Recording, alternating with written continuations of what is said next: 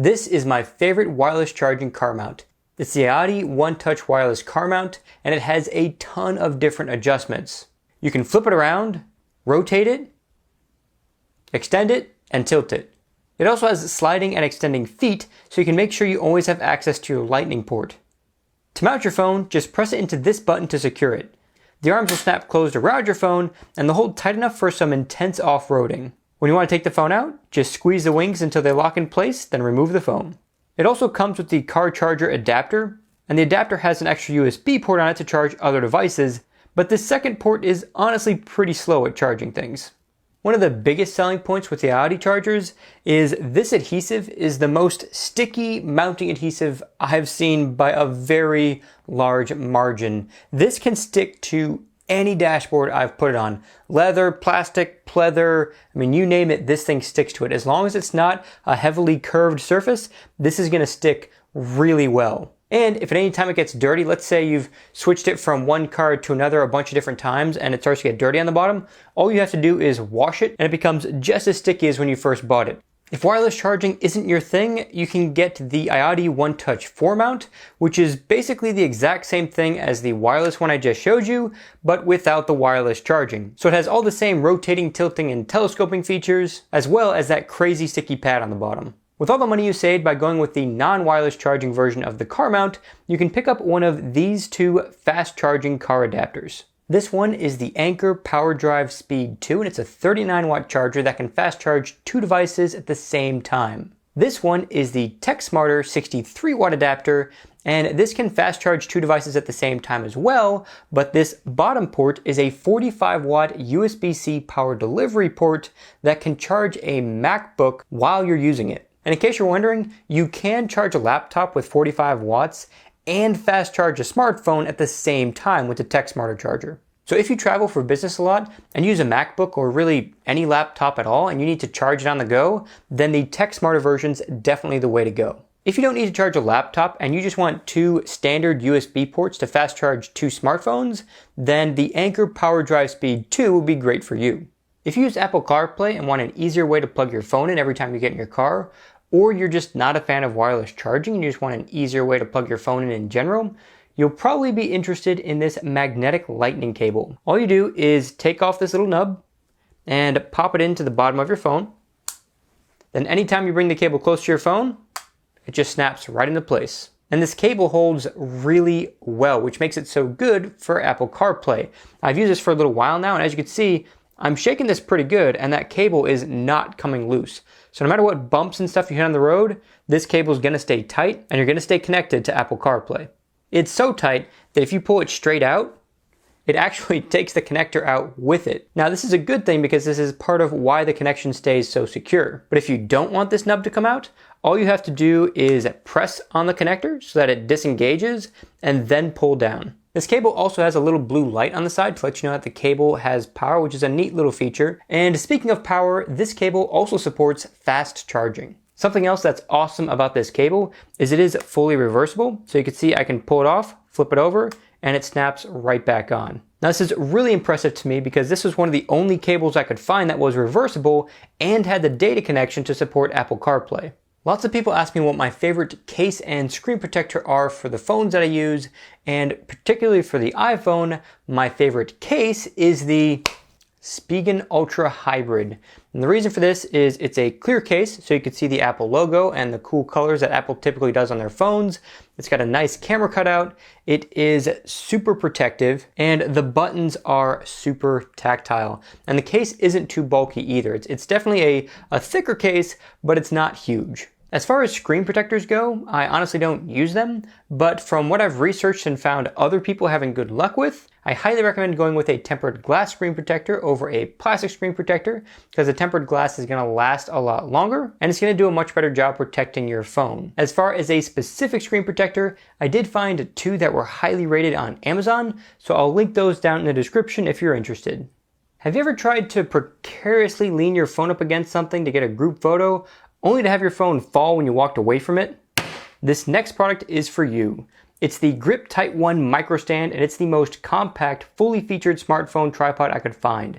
It folds flat and fits easily in your pocket, and has a ball head so you can still get perfectly level shots on uneven surfaces. Over the past year alone, I've used this to take dozens of pictures with friends and family. And if you have an Apple Watch, you can open up the camera app to take the pictures remotely, which is extremely useful when trying to get group photos with little kids. If you need something a bit more rugged and versatile, I recommend the Joby GorillaPod. This one has huge articulating legs with tons of different positions that you could put them into to make it really easy to wrap them around a tree limb or railing or really anything you want.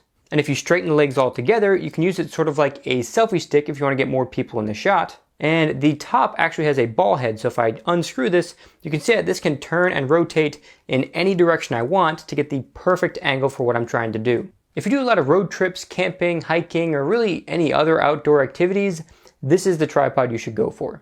And one more thing, this smartphone adapter is sold separately, so I'll have a link to both the GorillaPod and the adapter down in the description.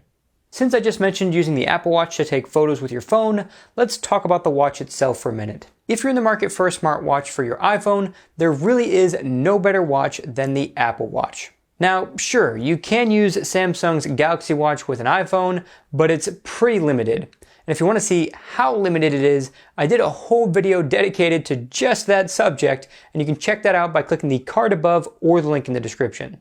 So this is the Apple Watch Series 5, and compared to the Series 4, it adds an always-on display. And that just means you have the option to keep the clock face always active even when your wrist is down. I personally tried this feature out, and I got about 27 hours of battery life with no exercise tracking, which is okay, but it's really not up to par with like the Galaxy Watch, where I would get 2 full days with an always-on display on.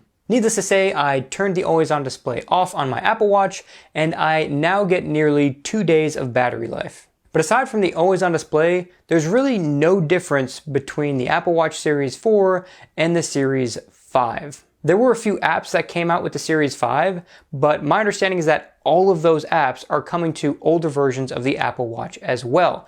So the only reason to spend the premium for the Apple Watch Series 5 is if you really want that always-on display and you're okay with putting your watch on the charger every night. If the always-on display doesn't matter to you, then definitely save some money and get the Apple Watch Series 4. If you want to save even more money, you can get the Apple Watch Series 3 for almost half the price of the Apple Watch Series 5. Now with the Series 3, you do lose a few more features.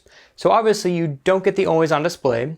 Your screen is going to be a little bit smaller and your bezels will be a little bit bigger. The watch is going to be a little bit thicker, but I doubt you're going to notice it unless you had the two on your wrist at the same time. You're going to have a standard heart rate tracker, but you're not going to get the ECG meter, which takes an electrocardiogram of your heart. Now, this is particularly useful for people who either have heart conditions or they're worried about a heart condition. But if you don't have a heart condition or you're not worried about a heart condition, then this feature really doesn't matter for you. And the Series 3 also doesn't have fall detection. But again, unless you're worried about falling, then this feature really doesn't matter too much for you. You're also likely going to get a little bit less battery life on the Series 3. But if you're okay with those trade-offs, definitely go with the Series 3 and save yourself a ton of money.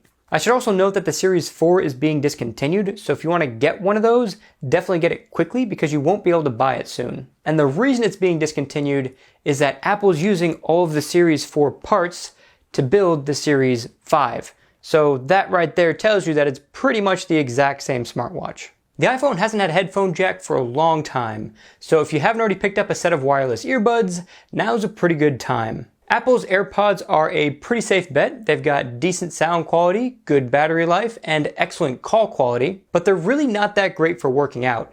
And the reason for that is they basically just kind of sit in your ear and they hold well enough for light workouts, but if you do anything that's going to require you to shake your head a lot or maybe some heavy running or something like that, these do tend to fall out. But a great way to fix that is to pick up some of these earbuddies ear hooks. These slip right onto the AirPods and the hooks grab onto your ear to hold them in place. And I gotta say, it works really well. These are way more stable in my ears with these simple ear hooks than they are without them. And these are super comfortable, so you can definitely keep them in your ear for an extended workout. If you feel like spending a little bit extra, you can get the Ear Hooks Ultras, which add a little cone to the tip to help create a seal in your ear. And this does make a noticeable difference in the quality of the bass with these earbuds.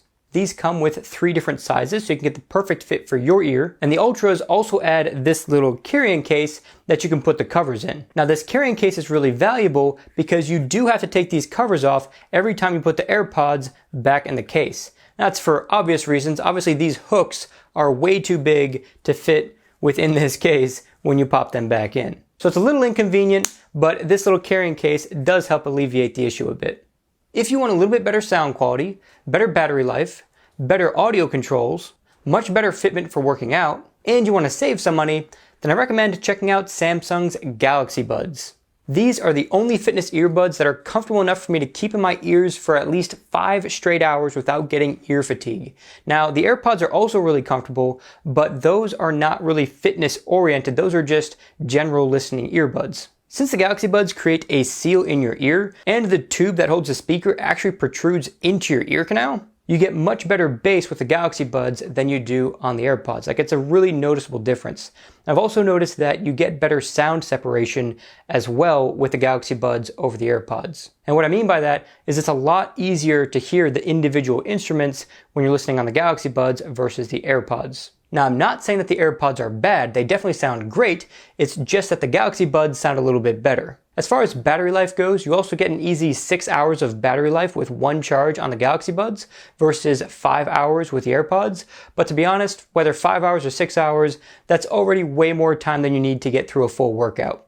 And just like the wireless charging version of the AirPods, the Galaxy Buds case also charges wirelessly. As far as controls go, the AirPods can only do 2 of the following functions at a time: activate Siri, play pause, next track, and previous track. So for example, the right AirPod can be play pause with a double tap, and the left AirPod can activate Siri with a double tap.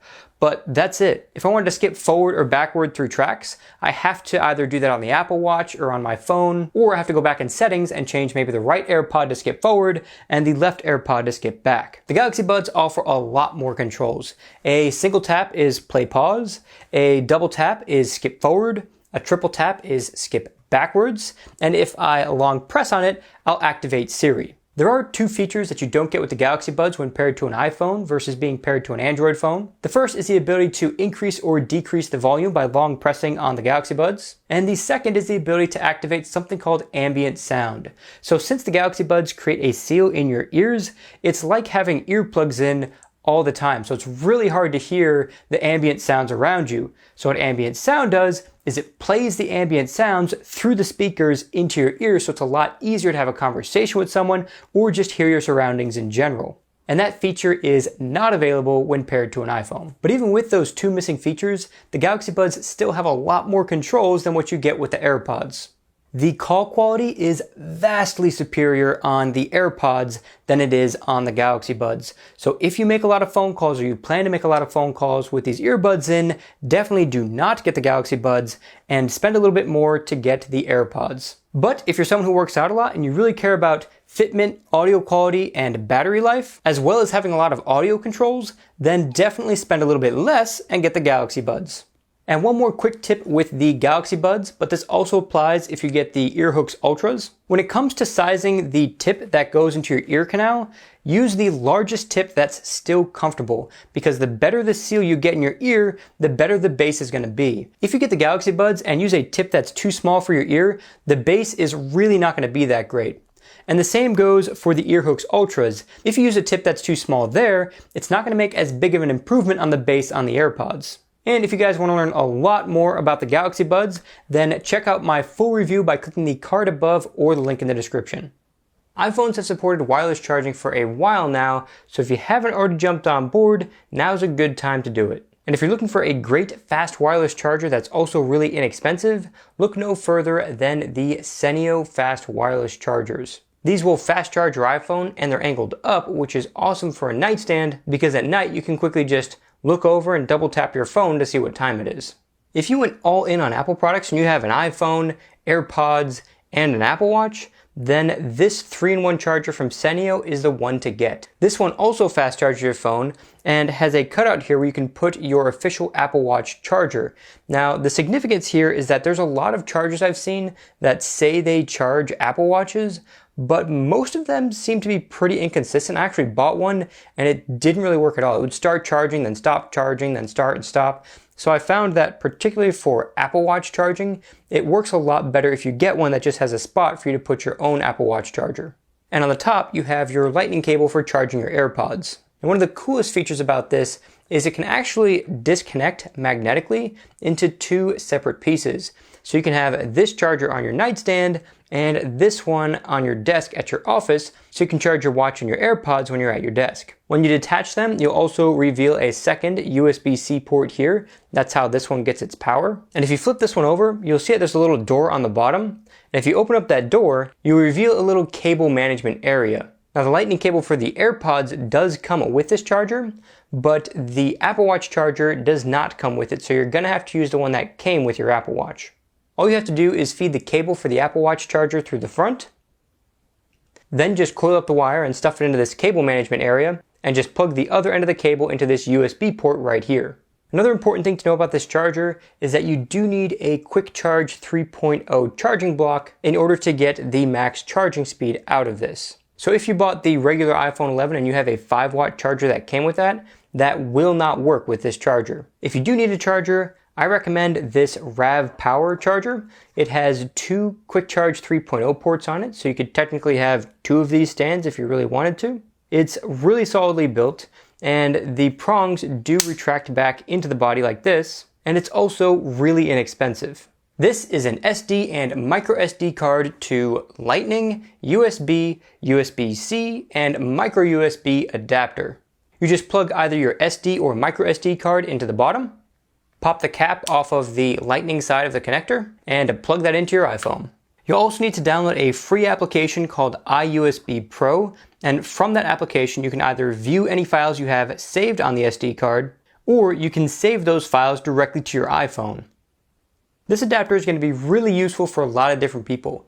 If you film often with a GoPro, like let's say you get a lot of action footage, with this adapter you can transfer all of that action footage to your iPhone and edit that footage right on your iPhone. Or if you have a dash cam and just got into an accident, you can take the SD card out, pop it in here, pop that in your phone, and then show a police officer exactly what happened to cause the accident. If you have a trail cam, this is also a great way to quickly check the footage without having to bring a laptop with you. And if you travel a lot and have the 64 gig version of the iPhone 11, then you obviously don't have too much storage space for movies and music, so you can put your movies and music on an SD card and listen to that music and watch those movies on your flights when you don't have access to Wi-Fi. Another super cool feature about this is I said it has micro USB, but as you can see, there's only 3 spots here. Well, the micro USB is actually tucked right behind this. You just flip this down and now you have micro USB. That is a pretty neat way to include that connector. Granted, there aren't too many devices that use micro USB nowadays anyway, but it's cool that there's a way to use it. One more detail about this is that the description for this product says that it only supports up to 128 gigabytes for an SD card, but I just put in this 256 gig SD card and it worked perfectly fine. And speaking of micro SD cards, if you don't have one and want to get one, I'll have a link to a few good ones down in the description. And I'm sure someone's going to ask this question, so I'm just going to address it now. You cannot have both a micro SD card and SD card plugged in at the same time. If you do that, your phone's only going to recognize one of the two cards that are installed. If you're subscribed to a lot of streaming services like Netflix, Hulu, CBS, HBO, and so on, then you may want to consider getting an Apple TV. Now the reason is because the Apple TV takes all of those services and combines them into a single location.